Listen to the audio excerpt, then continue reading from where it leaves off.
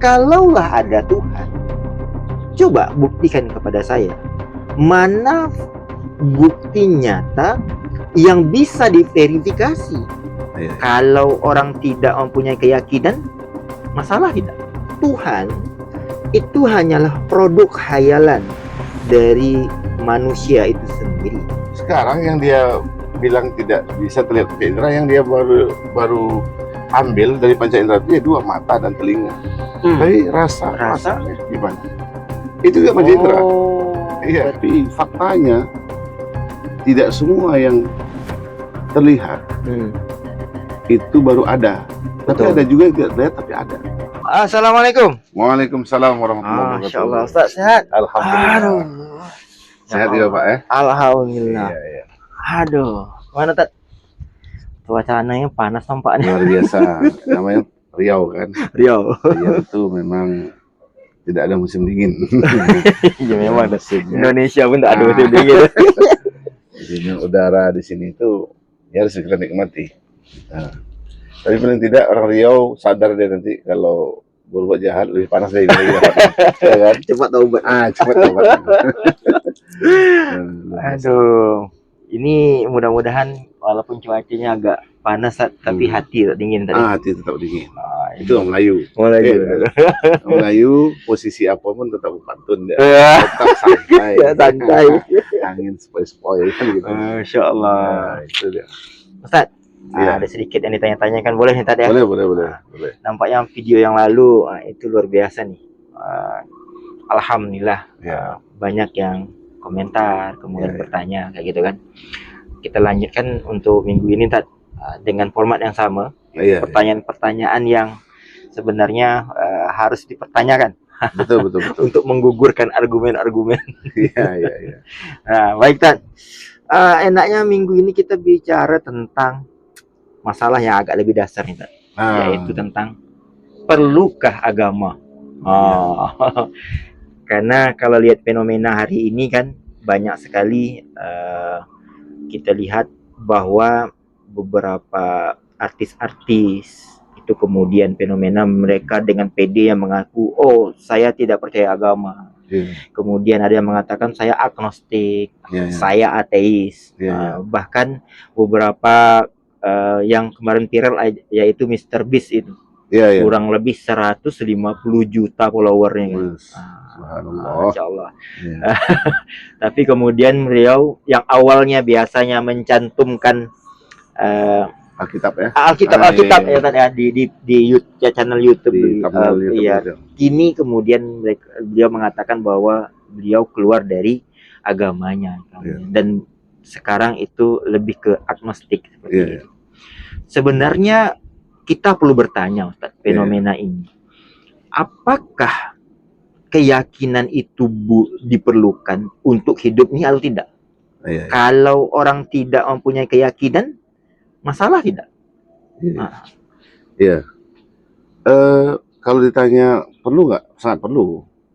Sebenarnya secara alami atau secara tak sadar mereka, apa mereka lakukan itu sebenarnya adalah full dengan ajaran agama sebenarnya. Dia bilang oh cukup baik saja. Ya baik ini kan di agama diajarkan. Jadi kalau dia mengatakan saya tidak memilih agama manapun, tapi saya percaya Tuhan, agnostik tadi. Cukup berbuat baik saja, berbagi. Nah pertanyaannya perbuatannya ini itu nol, maksudnya nol itu ada di ajaran agama atau tidak? Pastinya ada. Betul. Karena hampir semua agama itu mengajarkan apa yang dia buat. Betul. Dari mana dia tahu itu baik? Kalau tidak ada agama yang menyuruh. Betul. Atau saya cukup tidak mengganggu orang lain. Iya kan? Betul. Saya cukup diri saya sendiri. Yang penting saya tidak punya masalah dengan orang lain. Ya sudah agama tuh nantilah. Nah ini sebenarnya kalau diteliti jawaban orang yang sedang dalam keadaan depresi. Cuma pemahaman orang umum depresi itu melakukan tindakan-tindakan yang sporadis ya. Betul. Padahal ada yang sifatnya tenang. Jadi tidak harus dia bunuh diri, tidak harus dia menghancurkan barang. Artinya bahwa menunjukkan orang itu lagi depresi, stres, sampai bukti sampai sampai dia mengatakan agama itu nggak perlu. Ya betul, betul, betul. Kalau ditanya perlu agama, sangat perlu. Maka kita balik, coba kita lihat dulu zaman jahiliyah. Apa yang terjadi? Akhirnya kan karena di situ belum ada agama, maka sesuai dengan arahan situasi dan kondisi yang mereka lakukan. Di situasi kondisi menganggap judi itu biasa, akhirnya nanti orang-orang yang seperti ini akan ke sana. Ya kan? Dia tadi bisa mengatakan itu karena banyaknya masyarakat, banyaknya umat ini yang memegang agama. Akhirnya gitu. Dia mempunyai kesimpulan tuh ini. Dia sebenarnya sudah beragama, tapi tidak melakukan ibadah saja. Betul. Hanya dari sisi kebaikan, ya satu sisi kebaikan saja gitu. Jadi bukan secara runut dari sisi agama itu. Betul.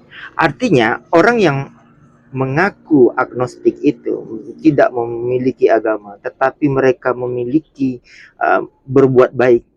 Dan mereka mengatakan bahwa tidak butuh agama, pada hakikatnya dia ada unsur-unsur agama di situ. Tapi beliau tidak jujur mengatakan bahwa seperti itu. Mungkin kita kembali ke ateis.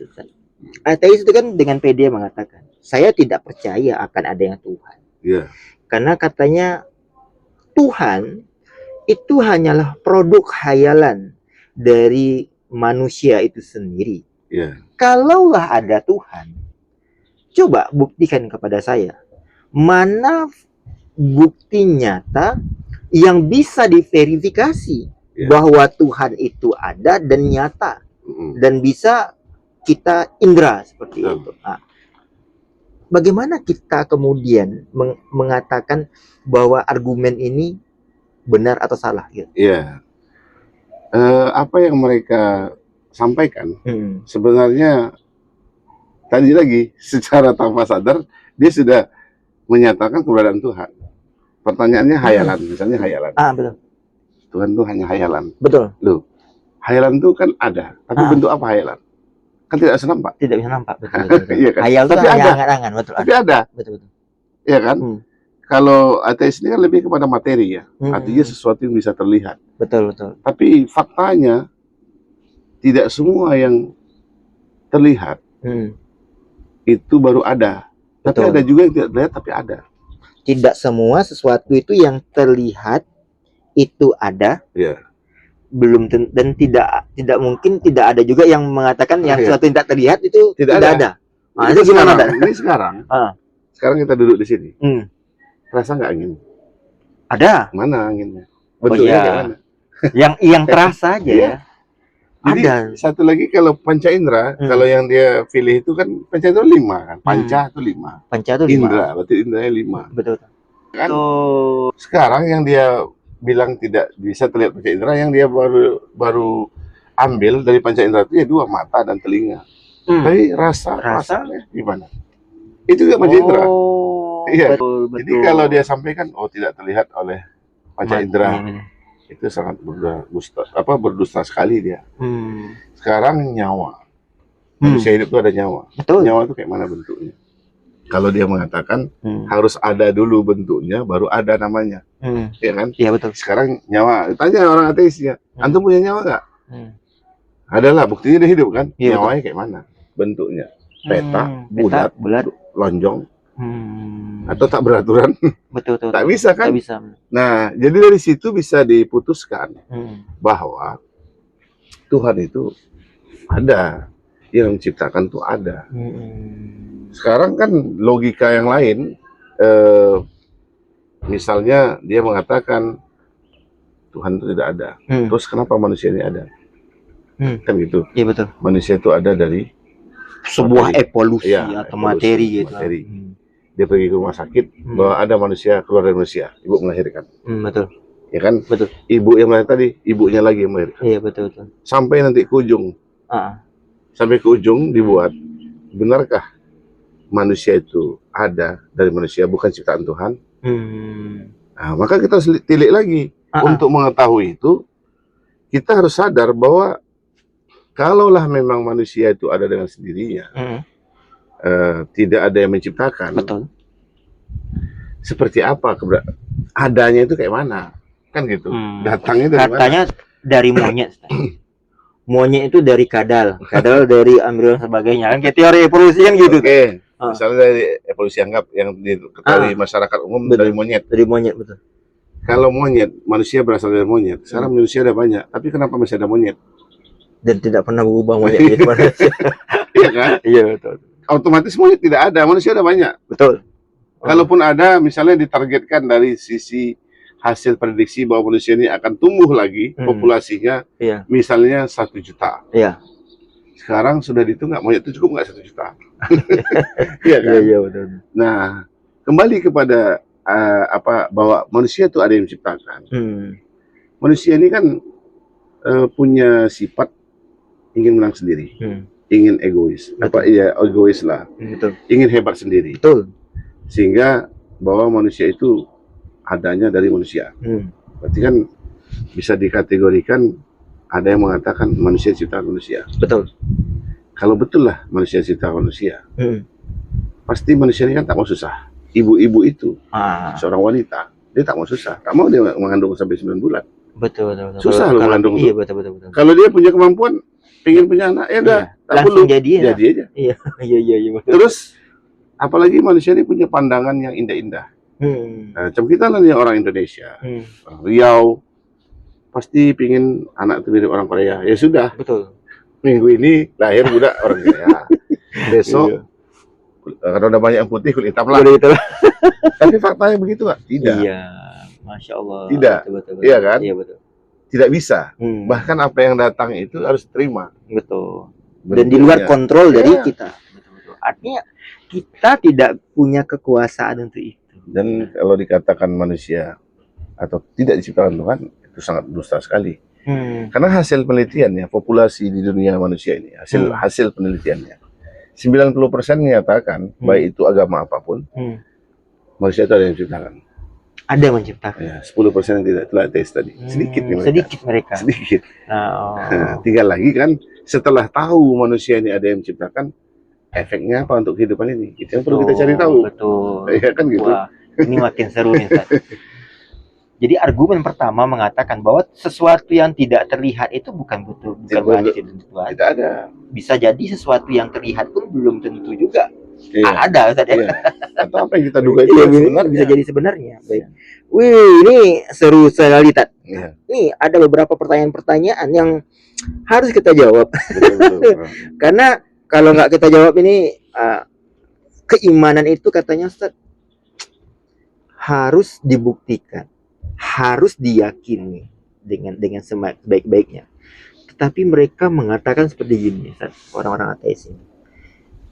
Banyak sekali yang terlihat bahwa agama itu kalau Tuhan itu ada, Tuhan itu nyata. Coba katanya, Tuhan itu nggak adil. Kenapa nggak adil? Yang pertama, Tuhan itu menciptakan anak kecil. Kemudian anak kecil itu ada penyakit gondok dan sebagainya. Di usianya yang kurang lebih ya baru lahir sudah ada penyakit, kanker dan sebagainya. Dia harus menderita dan sebagainya. Kalau orang dewasa saja nggak mampu, mengapa anak kecil yang tidak berdosa kemudian diberikan cobaan yang begitu berat? Ya kan? Dan artinya Tuhan ini berarti Tuhan ini nggak adil. Tuhan ini kalau benar-benar Tuhan itu menciptakan seperti itu, maka dia nggak layak jadi Tuhan. Nah, ini gimana?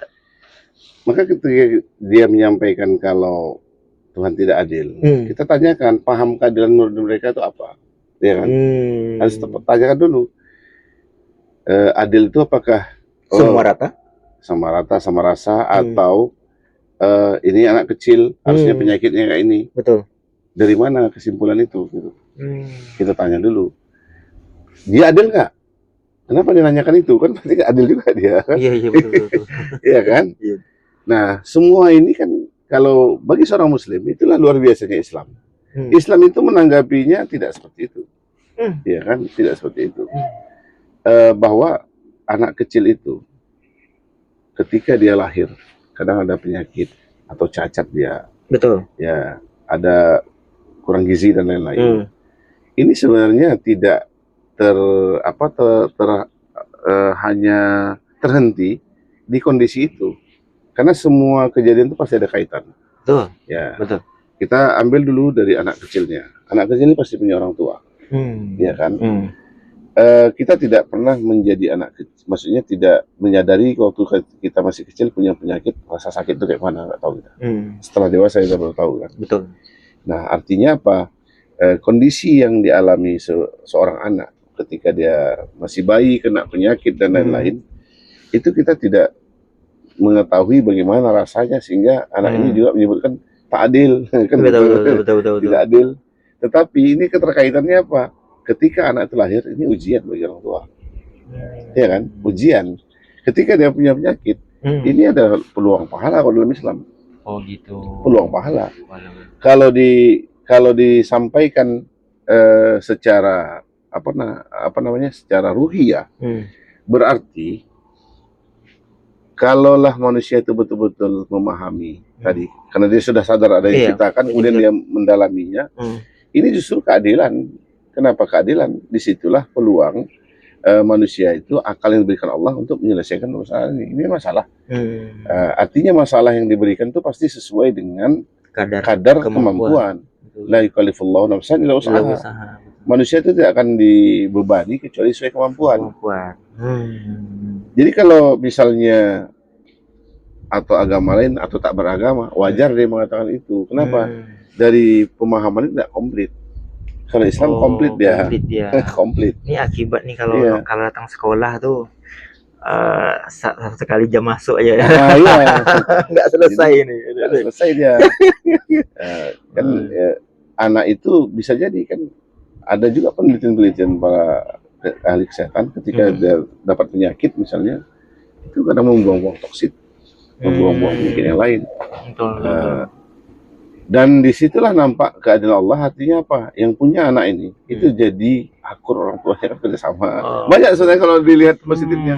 Jadi ketika orang beriman itu, ketika dia beri cobaan, bukan menganggap Tuhan tidak adil, tetapi mereka mencoba untuk mengambil apa yang ada di sebalik cobaan ini, karena dia tahu bahwa Tuhan itu tidak mungkin memberikan cobaan kecuali kita tidak kemampuan. Kalau kita teliti lagi, ini kan misalnya ateis tadi mengatakan, betul. Di satu sisi dia mengatakan Tuhan tidak ada. Iya betul. Tapi di sisi lain dia protes terhadap Tuhan. Nah. Itu kan menandakan dia meyakini ada Tuhan sebenarnya.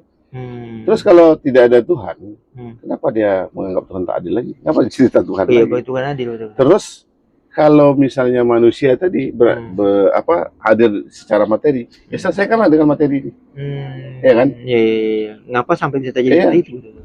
Artinya penyakit yang dialami oleh anak tadi selesaikan dengan cara materi.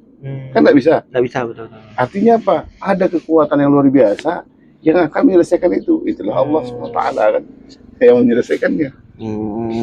Ini memang sekarang ini muncul pertanyaan-pertanyaan ini, yang pertanyaan ini sebenarnya harus kita jawab agar kita membuat semakin yakin akan keimanan kita. Karena kalau keimanan itu, yang saya ketahui Ustadz, keimanan itu tidak boleh taklidnya. Tidak boleh kita mengikuti tetapi memang harus berdasarkan atas keyakinan sendiri dan pencarian sendiri. Nah, adanya agama, tidak adanya agama pada hakikatnya itu tidak mempengaruhi kehidupan. Agama itu tidak bisa menyelesaikan masalah saya.